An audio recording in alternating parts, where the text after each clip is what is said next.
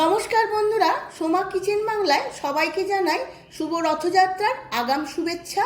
আজ আমি নিয়ে এসেছি রথযাত্রা স্পেশাল শ্রী শ্রী প্রভু জগন্নাথের খুব প্রিয় একটি ভোগ, কর্মাবাই খিচুড়ি।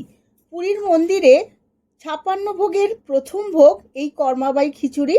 এই ভোগটি সকাল 8টায় প্রভু জগন্নাথ দেবকে ভোগ নিবেদন করা হয়।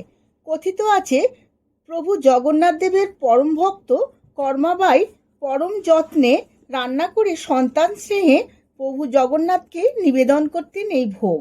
আজ আমি খুবই সাধারণভাবে বানিয়ে আপনাদের কাছে শেয়ার করব।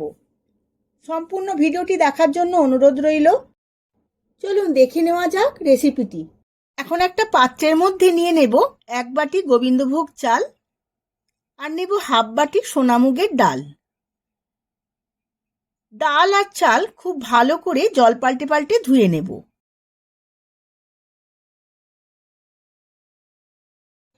ধোয়া হয়ে গেছে, এবার 10 মিনিট ভিজিয়ে রেখে দেব। আমি ভোগ রান্নার জন্য মাটির পাত্র ব্যবহার করেছি। আগে থাকতে মাটির পাত্রে আমি জল গরম বসিয়ে দিয়েছিলাম। এবার চাল আর ডাল আমি এই জলের মধ্যে দিয়ে দেব।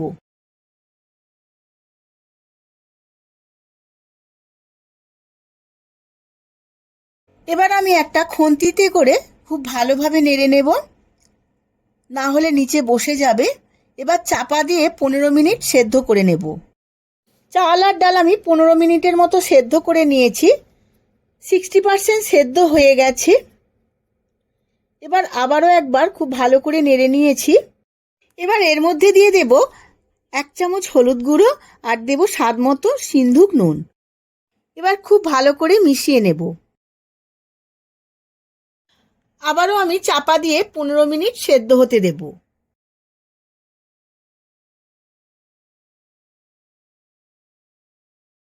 এবার এর মধ্যে দিয়ে দেব 1 চামচ জিরের গুঁড়ো, 1 চামচ ধনের গুঁড়ো আর 1 চামচ গোলমরিচের গুঁড়ো। আমি এখানে কোনো রকম লঙ্কার ঝাল ব্যবহার করব না। আর দিয়ে দেব থেতো করা আদা 1.5 চামচের মতো।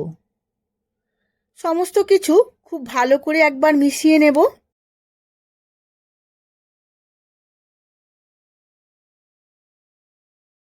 সমস্ত মশলাগুলো দিয়ে 5 মিনিটের মতো রান্না করে নেব।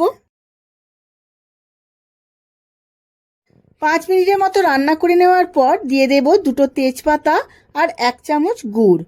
এখানে আমি কোনো চিনির ব্যবহার করব না, গুড় দিয়েই সম্পূর্ণ ভোগটি রান্না করব, কারণ জগন্নাথের ভোগে কোনো রকম চিনির ব্যবহার হয় না। আমার এই ভোগটি একদম শেষের পথে। এবার এর মধ্যে দিয়ে দেব 1 চিমটি হিং আর দেব দেশি ঘি 1 চামচ। দেশি ঘি আর হিং দিয়ে খুব ভালোভাবে মিশিয়ে নেব।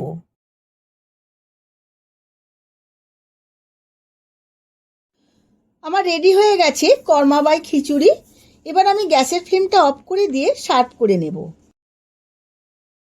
আমি ভোগটি সার্ভ করার সময় নারকেল কুড়োনো ছড়িয়ে নিয়েছিলাম। আপনারাও এই কর্মাবাই খিচুড়ি ভোগটি বাড়িতে বানিয়ে যে কোনো পূজা অনুষ্ঠানে ভোগ নিবেদন করতে পারেন দেবতাদের কাছে।